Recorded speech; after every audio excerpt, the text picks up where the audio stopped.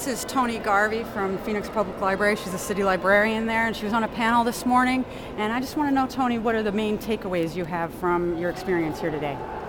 Well, I saw that the librarians who were here really are very knowledgeable about this topic. A lot has happened in the last few years, and that surprised me. I didn't know that people would come with as much background as they did, which is wonderful.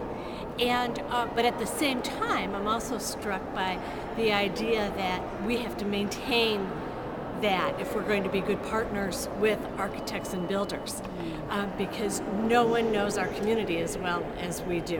Mm-hmm. And when all is said and done, whether you're building or remodeling, whatever you're doing, you're the one that they associate with the work that's been done. Doesn't matter necessarily who the architect was or who the builder was.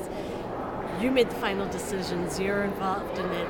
You're the librarian, and so we need to make sure that we stay up to date on sustainability issues so that we can make the right decisions.